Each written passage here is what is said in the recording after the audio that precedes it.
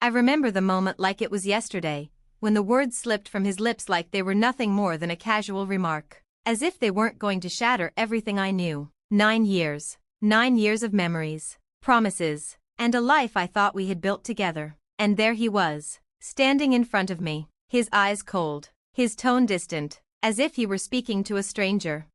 "I want a divorce," he said, his voice flat, emotionless. For a second, I thought I hadn't heard him correctly, but there was no mistaking it. The weight of his words hit me like a brick wall. My stomach dropped, but I didn't cry, I didn't scream, I didn't even raise my voice. I simply stood there, frozen, the shock like ice in my veins. He had always been distant lately, but I never thought it would come to this. The late nights at work, the sudden disappearances, the way he stopped looking at me the way he used to. But a divorce? It was a knife to the heart, but I had no tears left to shed. I took a deep breath, my hands trembling slightly, but I still couldn't bring myself to let him see my weakness. "Why?" I asked, my voice barely above a whisper. I knew the answer deep down, but I needed to hear him say it. He shifted uncomfortably. "I met someone else," he confessed, his gaze avoiding mine. "I'm in love with her." The betrayal was sharp, like a blade carving its way through my chest, but even as his words rang in my ears, I felt strangely numb. I had prepared myself for many things, late nights, arguments, changes, but not this. Not the woman I had spent my life with him, the woman I thought I could trust. I swallowed, fighting the lump in my throat. "I see." He didn't seem to expect that answer. He stood there, staring at me, waiting for some emotional outburst, but there was nothing. My silence spoke louder than any words could have. He wanted drama. He wanted a confrontation, but I refused to give him that. I wouldn't play into his hands. I wouldn't let him see how much he'd hurt me. "Are you going to make this harder than it needs to be?" he asked, clearly irritated. "I just want to move on."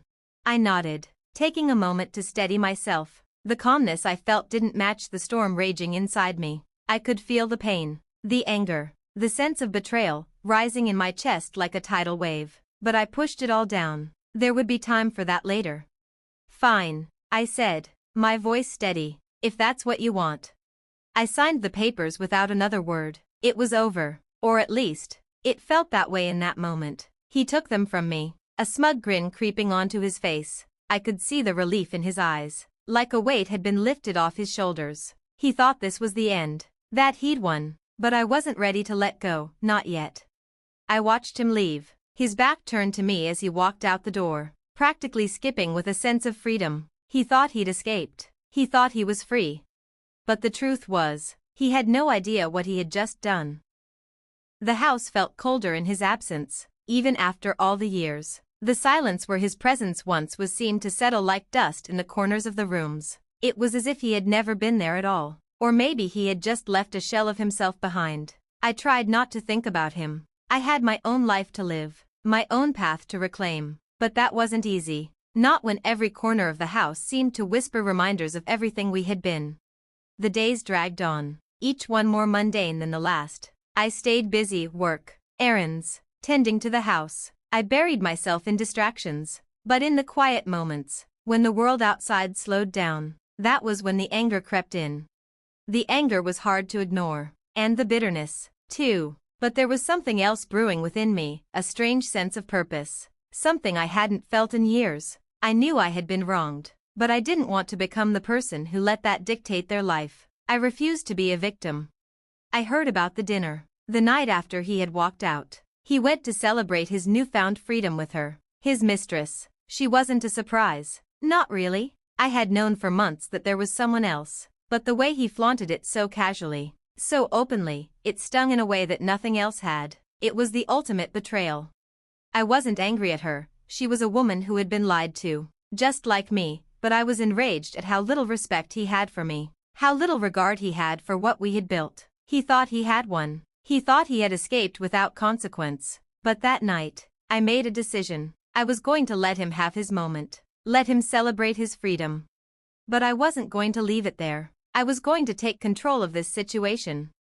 Instead of confronting him head-on, throwing a tantrum or demanding an explanation, I chose silence. Silence could be more powerful than any scream or accusation. I wanted him to think he had all the power, to believe that he had walked away unscathed. He thought he was free, but he was wrong. I spent the day preparing. I made sure everything was in place. The dinner would be a turning point. I knew it. The night would mark the beginning of my plan. I couldn't let him go so easily. Not after everything. I had been too quiet, too composed for far too long, but no more. The restaurant was fancy, one of those places with white tablecloths and crystal chandeliers. A place that screamed wealth, sophistication, and a certain air of pretension. Perfect, I thought. If he was going to bask in his new life, in his new relationship, I would make sure he remembered this night. He wouldn't get away with it. Not without consequences. I didn't tell anyone what I was doing. I didn't need anyone's approval. It wasn't about revenge. Not in the way people might expect. It was about justice. And in that moment, I felt something in me shift. There was a quiet satisfaction in knowing that I could stand here, in control, and do something he would never see coming. I could already picture him sitting at the table. His smug smile spread across his face as he looked across at the woman he had chosen over me. His excitement would be palpable. His need to show the world how free he was. He thought he was untouchable. And I was going to prove him wrong.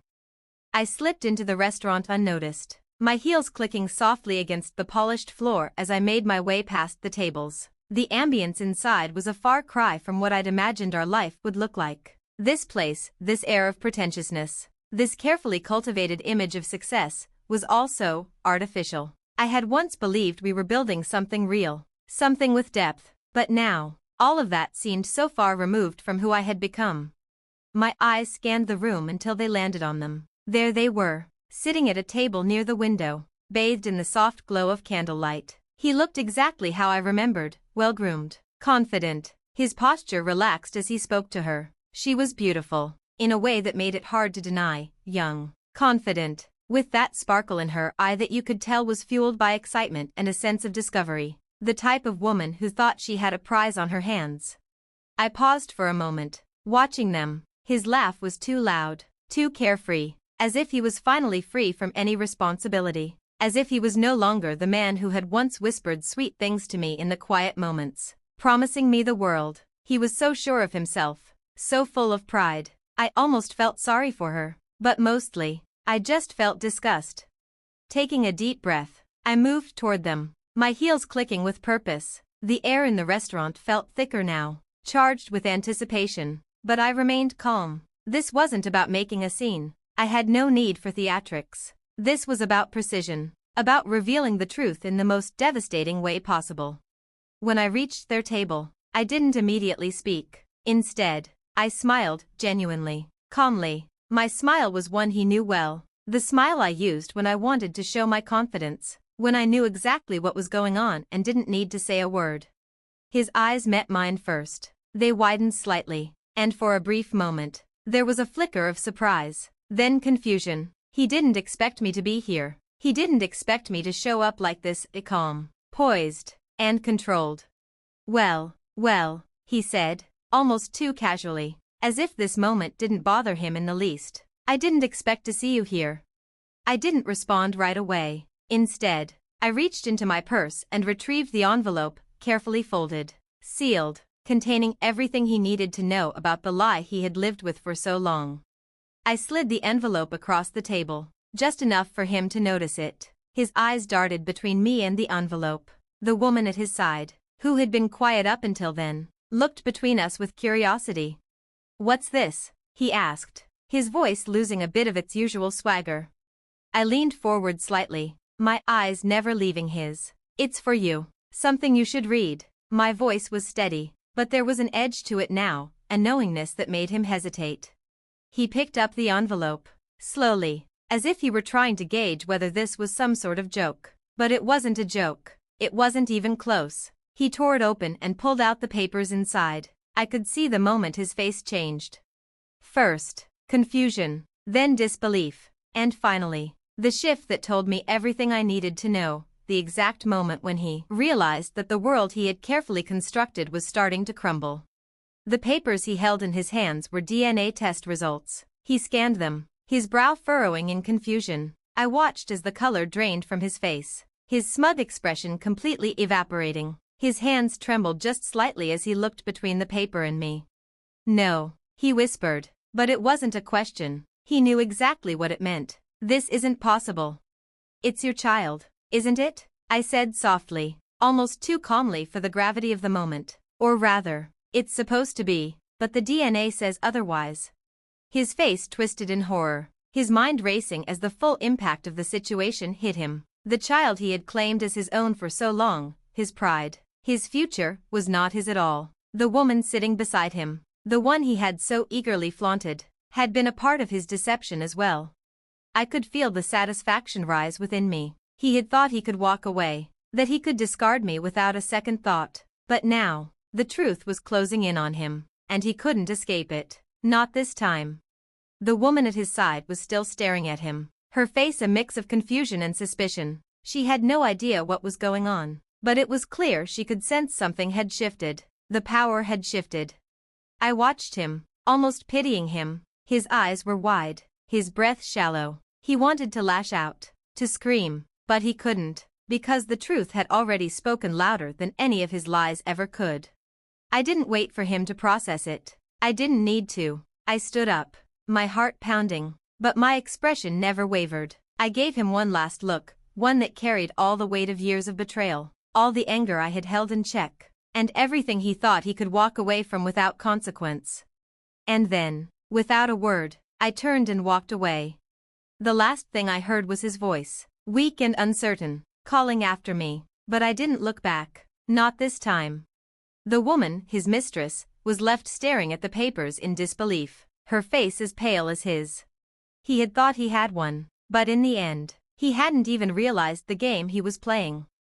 The drive home was the longest I had ever taken. The night air felt heavier than usual, as if the world itself was holding its breath, waiting for something to unfold. I felt strangely calm, but a part of me knew the real consequences of that night hadn't yet sunk in. I had done what I came to do. The look on his face, the horror, the confusion, it was more than enough to tell me that everything had changed. But now, in the silence of my car, my thoughts were a whirlpool. The details of the evening replayed in my mind, each moment sharper than the last. His trembling hands, the disbelief in his eyes, it was like watching the final threads of his perfect little world unravel in slow motion. He hadn't seen it coming. He hadn't understood that for all the years of lies, for all the deceit he had woven into our lives, there would be a reckoning, and that reckoning had come in the form of a simple piece of paper. DNA test results. The cold, undeniable truth.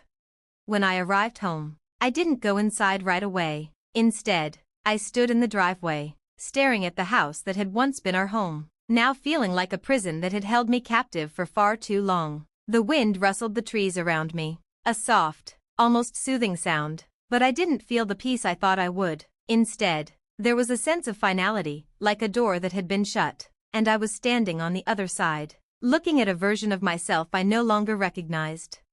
Inside, I took off my coat and hung it up. The silence of the house was deafening, but I welcomed it. I needed to process what had just happened. I needed to breathe. My phone buzzed on the kitchen counter, breaking the stillness. It was a message from a number I didn't recognize, but I knew who it was. His mistress. She had probably received the fallout by now, her world, too, coming undone. I hesitated before reading it. "What have you done?" I almost laughed at the simplicity of the message. It was almost comical. What had I done? What had he done? What had we both allowed to happen? I thought of all the years spent building something that wasn't real, propping up a marriage that had long been a facade. The truth had always been there, beneath the surface, but I had been too afraid to face it. Now, the pieces were falling into place, and it wasn't just about the lies he had told, it was about my own complicity, my own failure to see the cracks in our relationship before they split wide open. I didn't respond to the message. She wasn't my problem anymore. She never had been. Instead, I stared at the phone for a few moments longer, the glow from the screen illuminating my face. The anger, the hurt, the sense of betrayal, all of that had been buried beneath a calm, composed exterior. But now it was time for me to figure out what I would do with this newfound freedom. What path would I take now that I wasn't tethered to the man I thought I would grow old with? I thought of the future, not of the pain, but of the potential. What could I build now that I was free? What kind of life could I create when I no longer had to pretend, no longer had to swallow my feelings for the sake of someone else's comfort? But first, I needed to take care of the mess. The next morning, I woke up early. I didn't feel the exhaustion I had expected after such an emotional night. Instead, there was a strange sense of clarity, a feeling that for the first time in years, I had control over my own life. I went through the motions: shower, breakfast, and then a few phone calls. The lawyer I had contacted just a few days before was expecting my call. It was time to finalize the divorce, to make sure it was done, that the final chapter had been written. But before I could get to the details, my phone rang. I didn't recognize the number, but I answered anyway. "Hello?" I said, my voice steady, though I felt a tightness in my chest. "Are you happy now?" His voice was raw, desperate, nothing like the man who had walked out on me just days before. I sighed, leaning against the kitchen counter. "Happy?" I repeated, almost too calmly. "You really think I'm happy about any of this?" "Then why?" he asked, the question almost breaking him. "Why did you do it? Why did you have to ruin everything?" I could hear the panic in his voice, and for a fleeting moment, a part of me almost felt sorry for him. Almost. "I didn't ruin anything," I said softly, my words carrying weight. "You did. You and your lies. You've been living in a fantasy, and now the truth is catching up with you." He was silent for a moment, but I could hear the rapid breaths on the other end of the line. I didn't know how to tell you," he said, his voice shaking. "I never wanted to hurt you." "You didn't want to hurt me," I repeated, almost laughing at the absurdity. "You wanted to have your cake and eat it too. You wanted to play two lives and think there would be no consequences. But there are consequences, Mark. There always are." I paused, letting the silence hang between us. "I'm done, Mark," I said quietly, my heart pounding but my voice unwavering. "Don't ever contact me again." With that, I hung up the phone. And just like that, it was over. Weeks passed. The world outside moved on as if nothing had happened, as if my life hadn't been turned inside out and quietly reassembled piece by piece. The seasons began to shift, spring creeping in with its soft winds and budding flowers, and I realized something strange. I had survived. There was no applause, no cinematic crescendo of music, just quiet mornings, warm coffee, and a growing stillness inside me that felt like healing. The house was mine now, not just legally, but emotionally. I had redecorated slowly, deliberately, painting over the walls that once held our memories. I replaced furniture he had chosen, donated the gifts he had given me. I wasn't doing it out of spite. I was clearing space for something new, for someone new, myself. People always talk about closure like it's a conversation, a moment, a grand finale. But for me, it was silence. It was waking up one day and realizing I hadn't thought about him at all. Not with anger, not with longing, just nothing. That was the real end. Not the divorce papers, not the DNA envelope, not the phone call. It was the quiet.